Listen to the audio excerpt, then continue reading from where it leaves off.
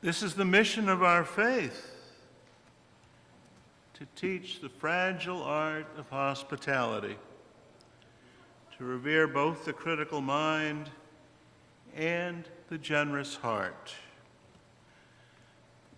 to prove that diversity need not mean divisiveness, and to witness to all, once again, that we must hold the whole world in our hands. Blessed be. We have a responsive reading, and you'll find it on the screen. And that's kind of ominous, number 666. Years ago I was curious, what is 666 in our hymn book? And I went and I discovered this reading and was very moved by it. So we'll try it on this occasion. Very appropriate for hurricane season. And the custom is I do the first few words and we join together for the italics. Despair is my private pain, born from what I have failed to say, failed to do, failed to overcome. Be still, my inner self, let me rise to you, let me reach down into your pain and soothe you. I turn to you to renew my life. I turn to the world, the streets of the city, the worn tapestries of brokerage firms, dealers, private estates, personal things, bagley's kind. Rage and panic in the faces that turn from me, afraid of their own inner worlds. This common world I love anew, as the lifeblood of generations who refuse to surrender their humanity in an inhumane world courses through my veins. From within this world, my despair is transformed to hope, and I begin the new legacy. Here, words from Tandaka in Chicago. Blessed be. I've got to tell you a story about that last verse. Please be seated. A couple of years ago, Lynn and I went to Chautauqua in New York State. How many of you know about Chautauqua? Okay. Chautauqua is a summertime retreat, big event, series of weeks and weeks and weeks. It used to be just religious education, and that's kind of broadly defined. It's been around for a long, long time, Chautauqua. And Lynn's mother and I went to a spiritualist retreat. There's an old history of spiritualism in that part of New York State. And one of the stories was about a group of women in the 1890s, who, including some Unitarian women, who communicated with the spirits near Chautauqua. And the message from the spirit world was, votes for women. I loved it.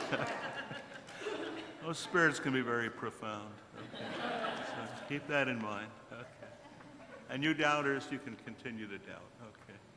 Thanks.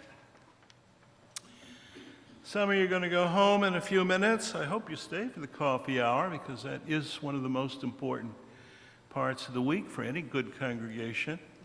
But after the coffee hour, some of you will go home and you'll see family members, and they may ask you, what did the preacher talk about? What did he say? And then you may have to summarize that in just a couple of minutes. So you may say, well, I said times are difficult, and we need a spiritual transformation, and we need it now. So not next November, but we need it now. And that's what he talked about. And you'll be right. We need a revolution. And I suppose we need a political revolution, and we could talk about that, but we need something that's a lot deeper, sometimes a lot more subtle, maybe more complicated. We need a spiritual transformation. and that's what I'll talk about. And you can take the good news to wherever it might be heard.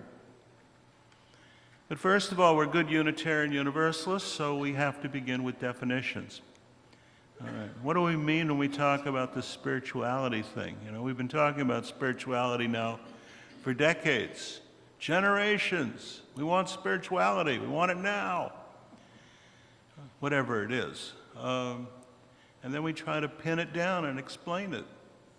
What is a spiritual, well, what's a spiritual experience? What does spirituality mean? And I suppose I should acknowledge, well, there are different definitions, different experiences. It can be very subjective, very personal.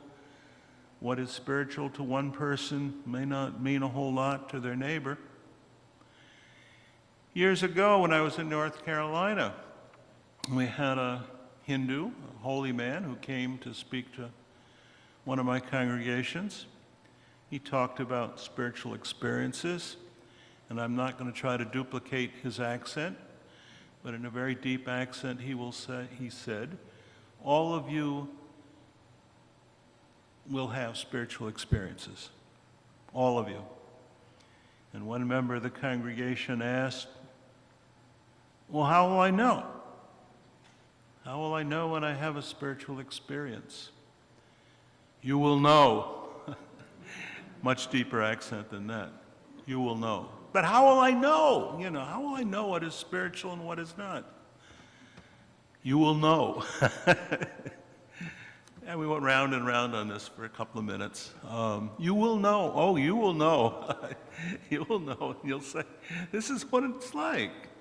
And maybe you've already had these experiences, and some of you may have them on a regular basis. But you will know.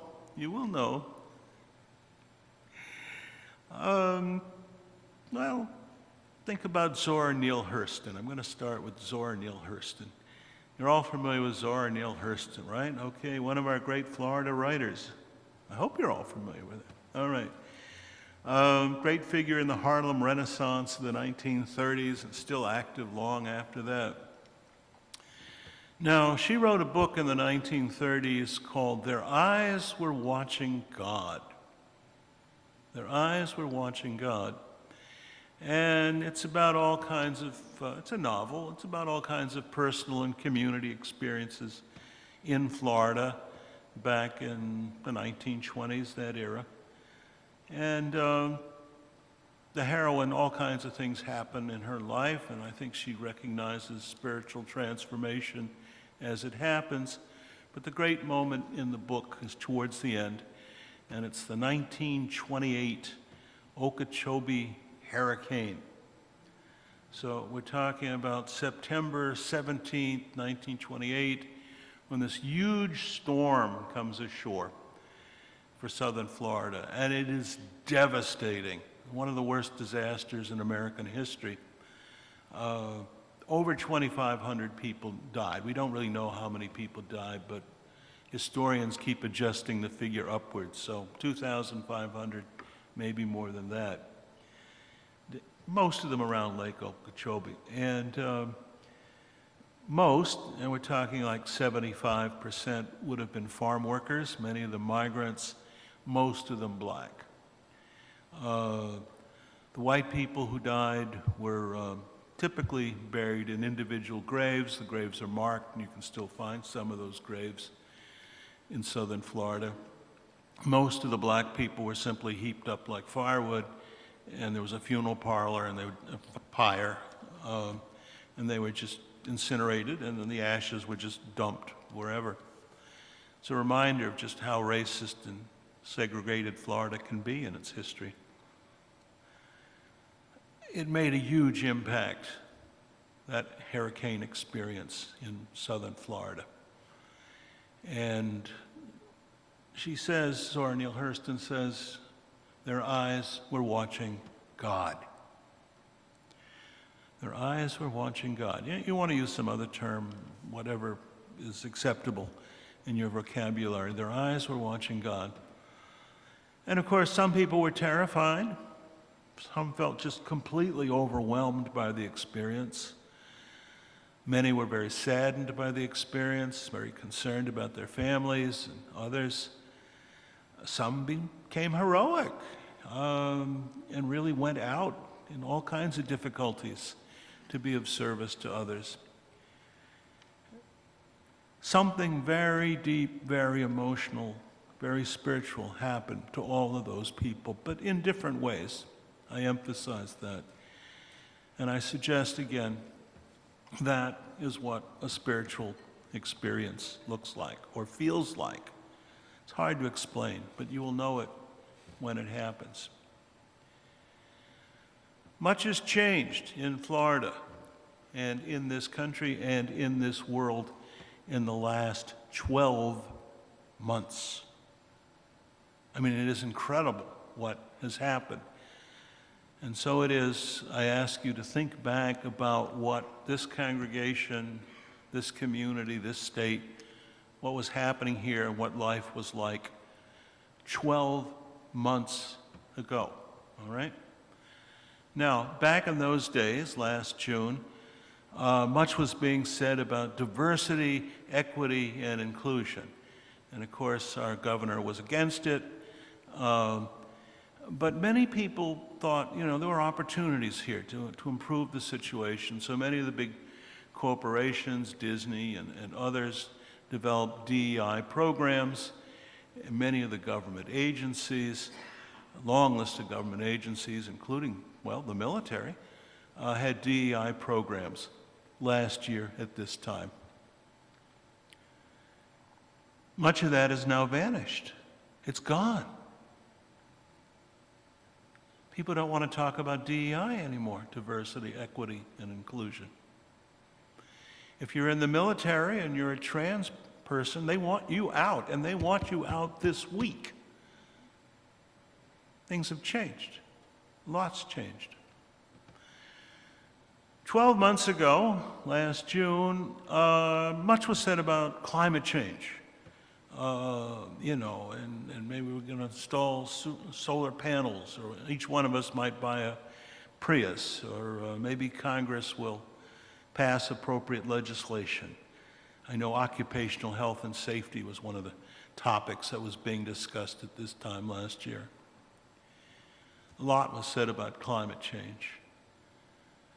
Much of that discussion is now gone. It doesn't happen in state government. Doesn't happen in national government. Many of the programs that people depended upon, including FEMA, the National Weather Service, are now under attack and will be significantly reduced. We didn't imagine that that was going to happen 12 months ago.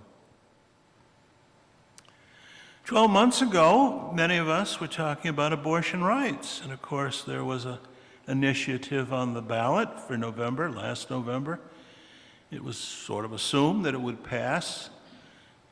Good people from all sorts of places would come together to assist on their rights. Didn't happen. Abortion rights are under attack in every part of the United States. Much has changed in 12 months.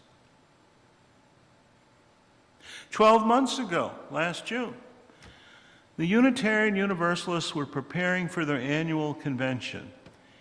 And they wanted to rewrite the values. We used to call them principles. I guess we now call them values of the Unitarian Universalist Association. So should we have 7? Well, maybe we should have 8.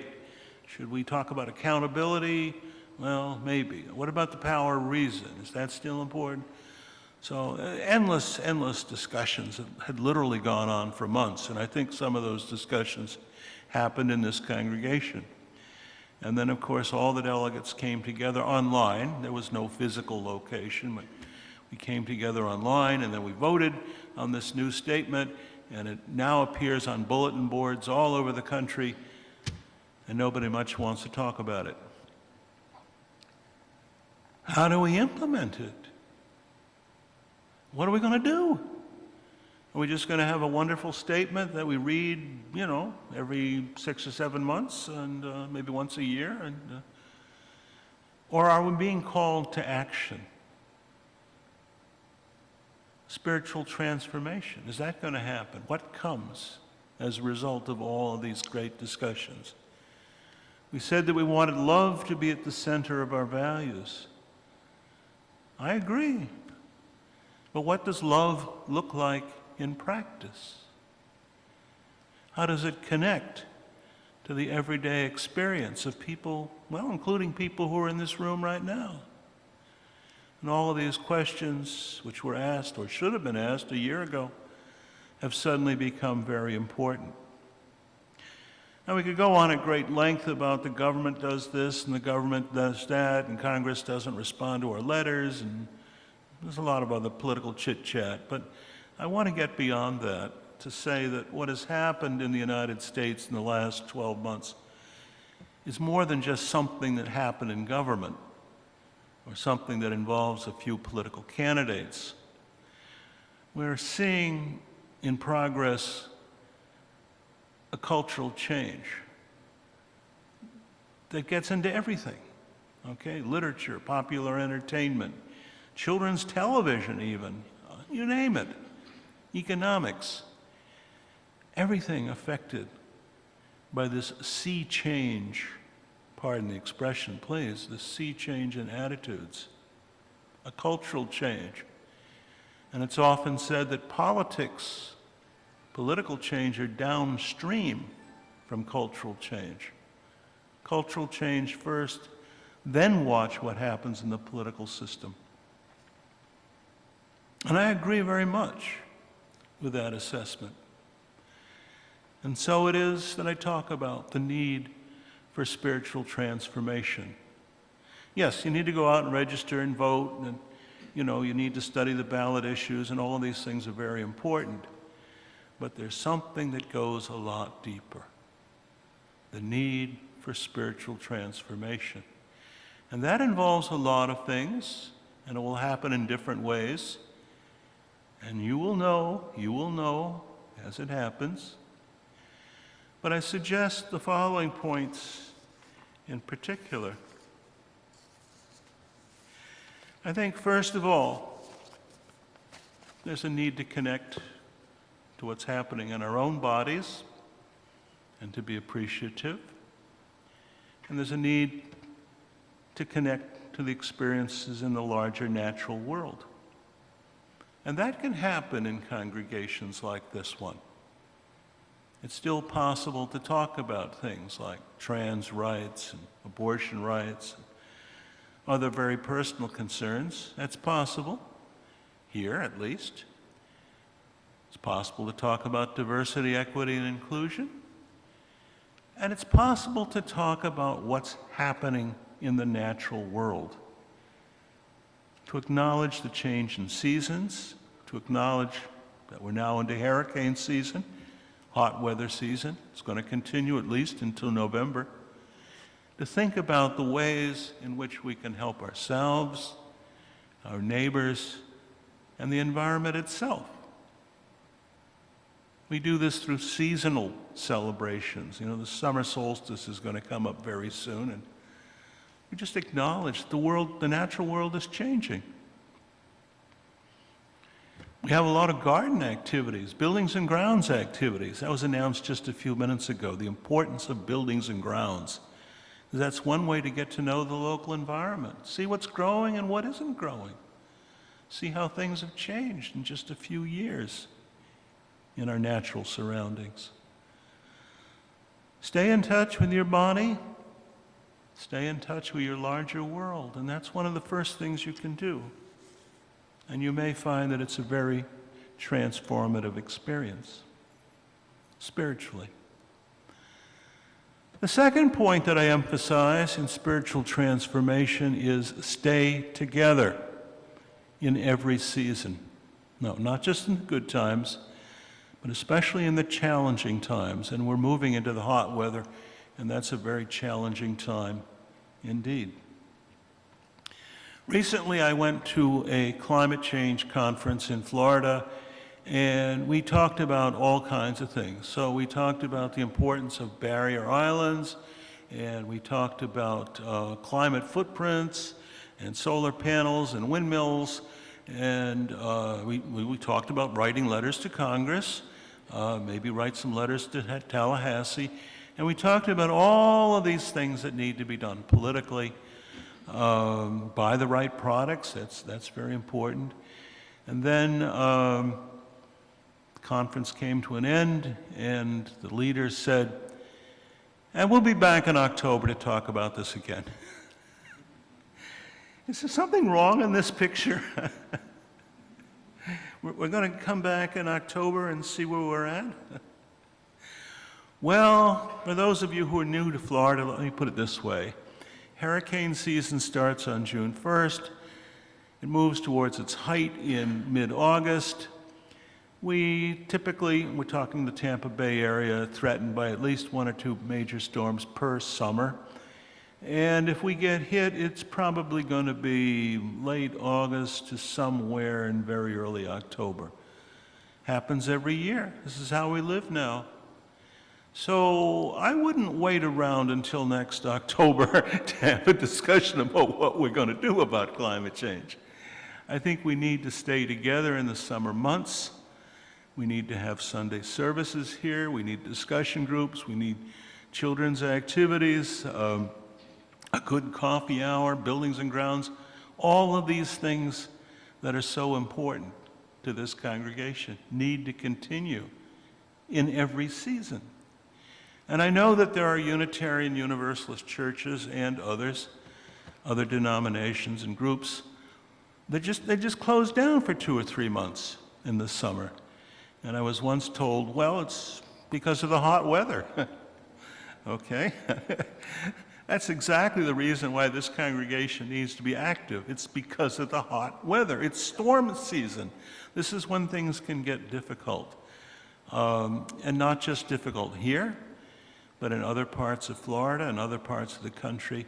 People may call us and ask for help. So maybe we are the ones who are going to need assistance. Maybe they need assistance. Key point in all of this, stay active throughout the year.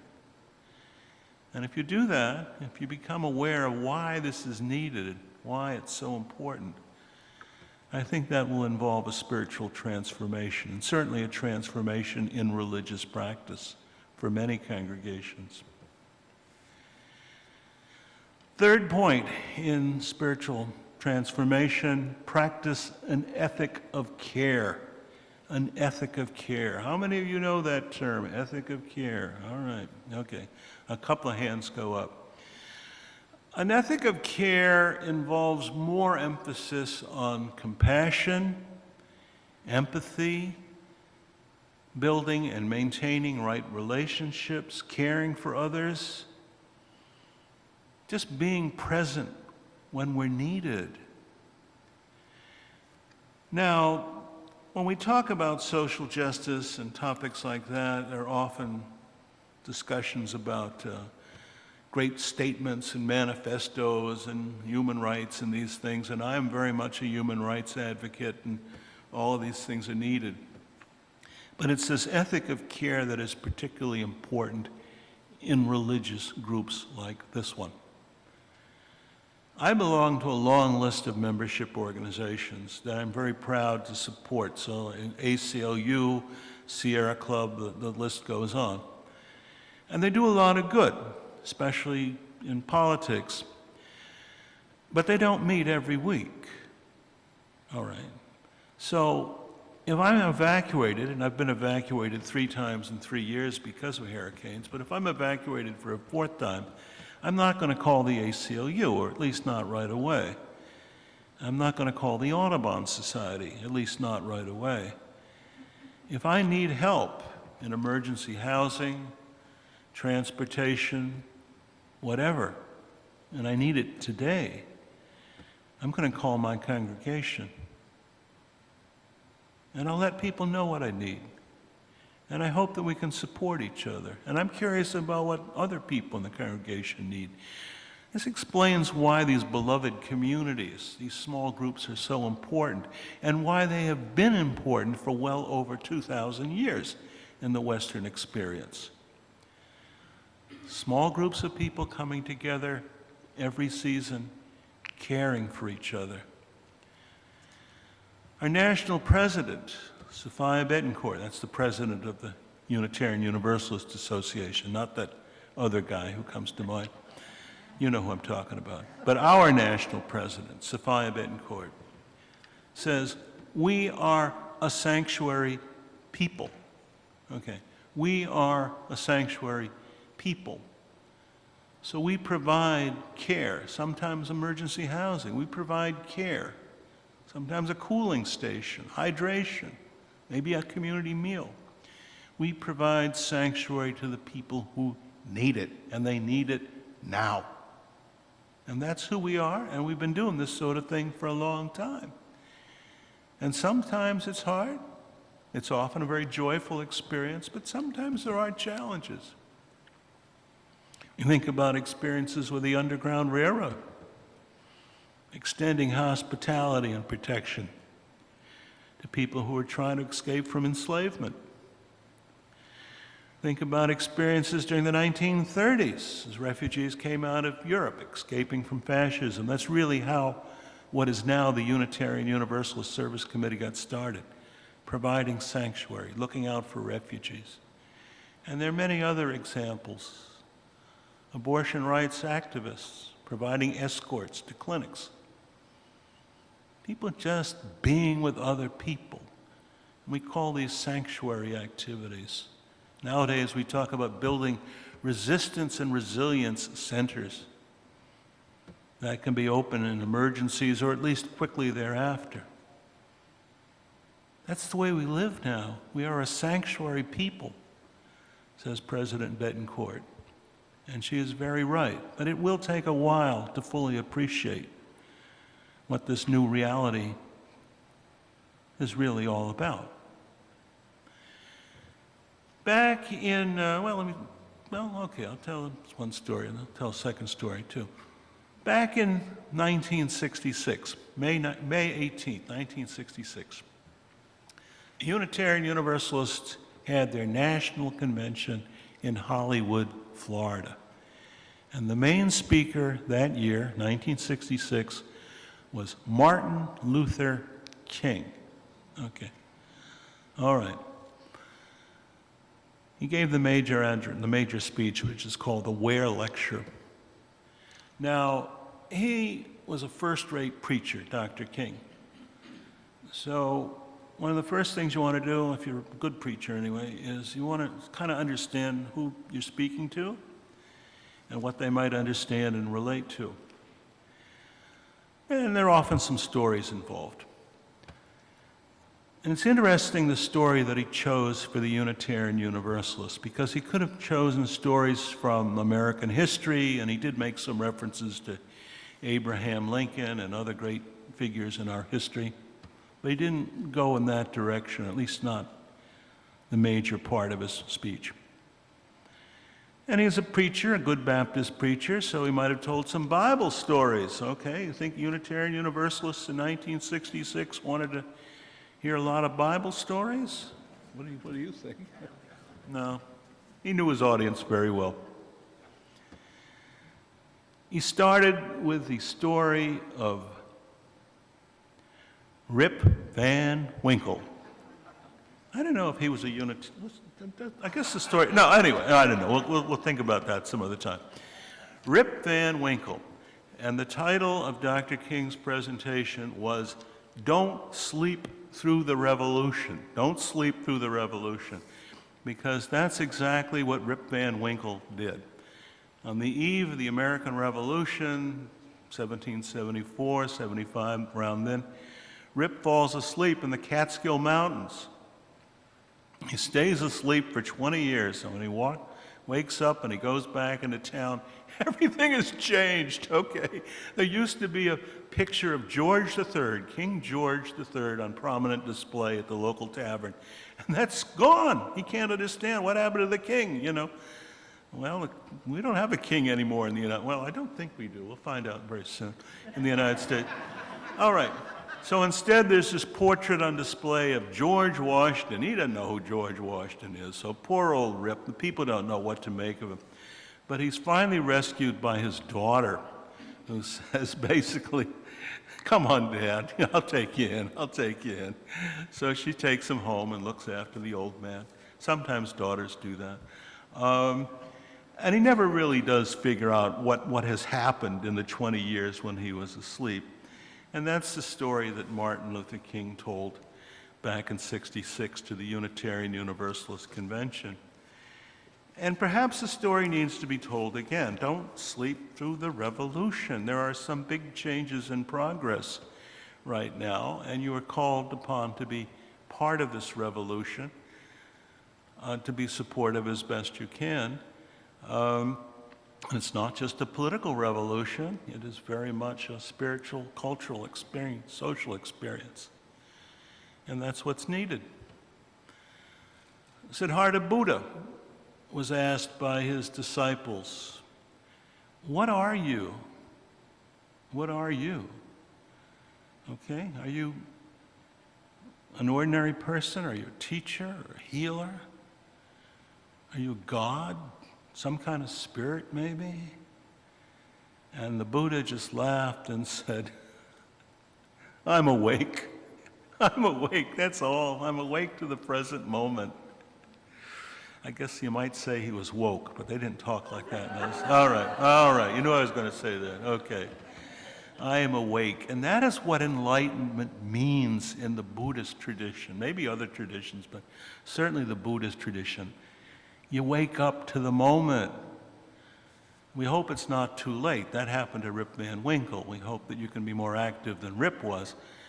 I am awake to the present moment. And in that experience comes spiritual transformation. So that's the preacher's message for today. Stay connected to your bodies. Be aware of what's happening in your personal experience. Stay connected to your natural environment. Appreciate, celebrate these things. You'll find spiritual transformation in that experience. Stay active in every season as a congregation. I emphasize this moving from me to we.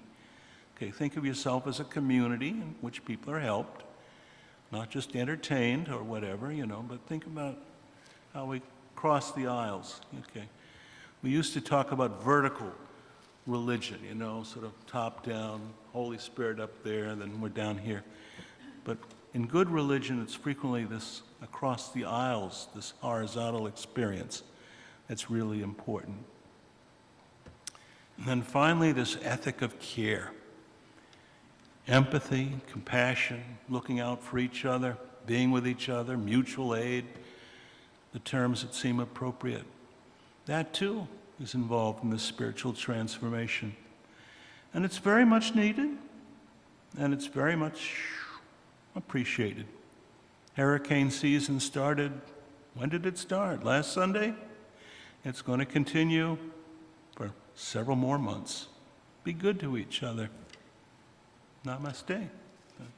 Grant to us the ability to find joy and strength, not in the strident call to arms, but in stretching out our arms to grasp our fellow creatures in the striving for justice, compassion, and truth. Blessed be.